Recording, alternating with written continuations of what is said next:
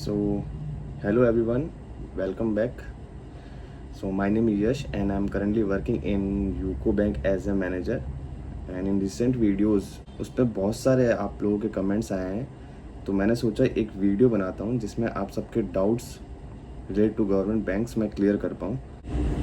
ये मैंने पहला एक शॉर्ट्स वीडियो डाला था जब मैं ज्वाइन किया था.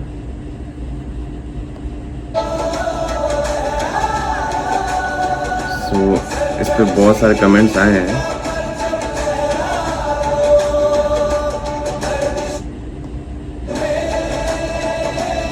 चलो एक एक करके कमेंट पढ़ते हैं और उसका मैं ट्राई करूँगा बेस्ट आंसर देने का. ठीक है, पहला मुझे क्वेश्चन आया है Anushtha Kumari. Okay, want to ask you what is internal verification process after joining if we have prior experience. Do they check salary slip, payment records. Anushtha Kumari, okay. So internal verification process as such तो ऐसा है कि अगर आप join करते हो तो एक तो डॉक्यूमेंट वेरिफिकेशन होता है. उसके बाद उस टाइम पे डॉक्यूमेंट वेरिफिकेशन टाइम में अगर आपके पास एक्सपीरियंस सर्टिफिकेट है और एनओसी है, अगर आप गवर्नमेंट से आए हो, दूसरे गवर्नमेंट से, और प्राइवेट से आए तो एनओसी की रिक्वायरमेंट नहीं है, बट एक रिलीविंग लेटर ज़रूरी है साथ में. अगर इन केस नहीं है तो एज सच कोई इशू नहीं है, आप ज्वाइन कर सकते हो, बट उनको एक रिटर्न में लिखना होगा आपको कि ना at the time of joining मैं आपको रिलीविंग लेटर दे दूंगी. अगर आपकी कंपनी ने मेल भी कर दिया है अगर उस पर कि आपका लास्ट डे वर्किंग डे ये है, तो वो भी एक बार इनफ है, बट ज्वाइनिंग के टाइम आपको वो रिलीविंग लेटर लाना पड़ेगा. सो सैलरी स्लिप तो एक टाइप से ये है कि आप उस कंपनी में थे तो वो उस चीज़ में हेल्प कर सकता है. बाकी as such intern process prior experience का यही है, आपको एक्सपीरियंस सर्टिफिकेट देना होगा और वो रिलीविंग के साथ ही मिलेगा. ठीक है. सेकंड है, hello could you please guide me with how to join as bank officer. So पहला क्वेश्चन इनका यही है कि बैंक ऑफिसर कैसे ज्वाइन करें. इसके मल्टीपल ऑप्शन है आपके पास. आप एज अ क्लर्क ज्वाइन कर सकते हो, एज अ पीओ ज्वाइन कर सकते हो. ये है बैंक्स की बात. बैंक्स में भी आरआरबी है, आईबीपीएस कंडक्ट कराती है, और एक एसबीआई है. ठीक है. और अगर आप रेगुलेटरी बॉडीज़ में जाते हो तो वहाँ assistant manager as a starting आप ज्वाइन कर सकते हो. नेक्स्ट है, और उसमें कुछ स्टेजेस ऑफ एग्ज़ाम्स होते हैं जो कि क्लियर करने पड़ेंगे आपको. सॉरी, ये जो क्वेश्चन है ये है, मेरे को किसका आया था,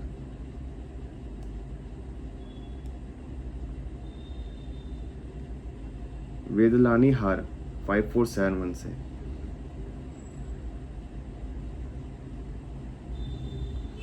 वो बोल रहे हैं उनकी सिचुएशन ऐसी है, उनको जॉब चाहिए.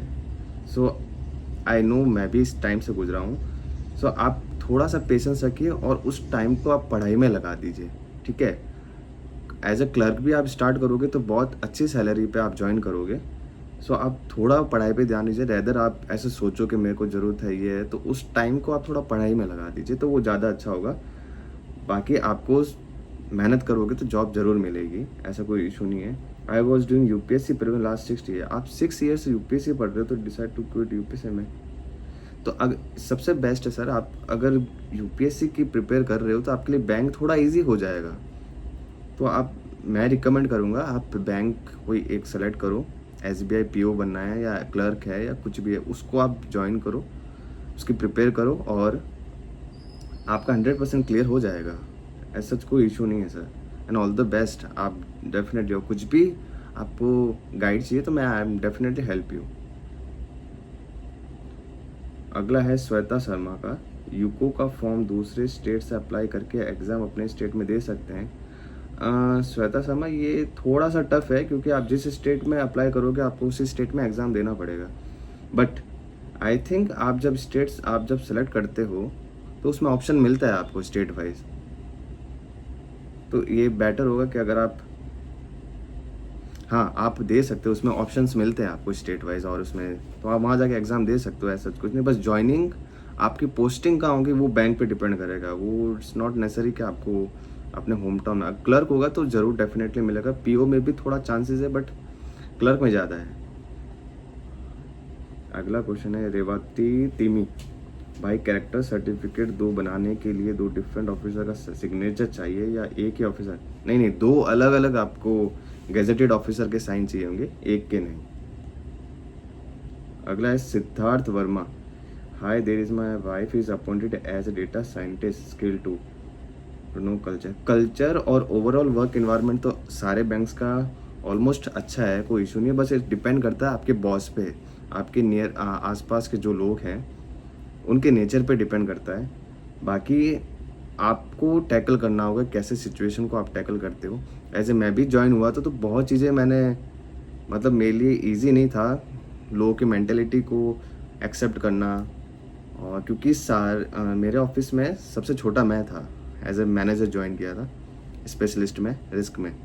तो मेरे लिए थोड़ा मुश्किल था उनके माइंडसेट से मेरे माइंडसेट को मैच करना, बहुत इश्यूज भी हुए, बट स्लोली मैंने वो टैकल किया। मैंने वो समझा कि हाँ कैसे एक्सेप्ट करना है, क्या चीज़ ध्यान रखनी है, क्या चीज़ नहीं रखनी है। और एट द एंड आप सीख जाओगे कि कैसे काम करना होगा हमें।